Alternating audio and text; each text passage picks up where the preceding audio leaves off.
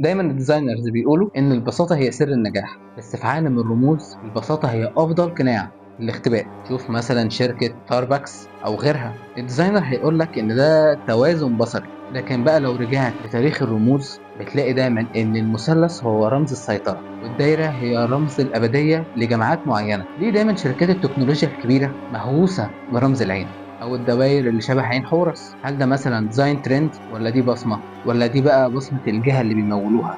بعض الناس هتقول عليا ان انا بتاع مؤامرات، بس الحقيقة بقى اللي بقولها لك ان سيكولوجية الجماهير كلها هي اللعبة اللي بيلعبها البراندنج والماسونية مع بعض.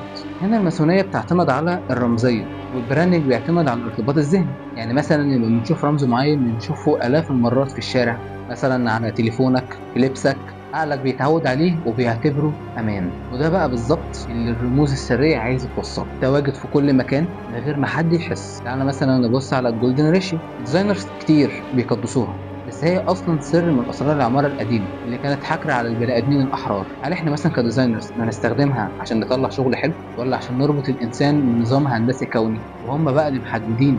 وانا هنا مش بقول لك عشان كل اللوجو تشوفه يبقى ده ماسوني، بس هنا انا بقول لك فتح عينك على كل حاجة انت بتشوفها، ودايما لما تيجي تشتري حاجة اعرف انت بتشتري ايه، لما تيجي تلبس حاجة اعرف انت بتلبس ايه. الديزاينرز الشاطر مش اللي بيقلد، الديزاينر الشاطر اللي بيبقى فاهم قوة الرمز اللي بيرسمه بايده. لكن السؤال ليك هنا بقى، هل الرموز دي صدفة، ولا احنا كديزاينرز في حرب بصرية مش فاهمين ابعادها ايه؟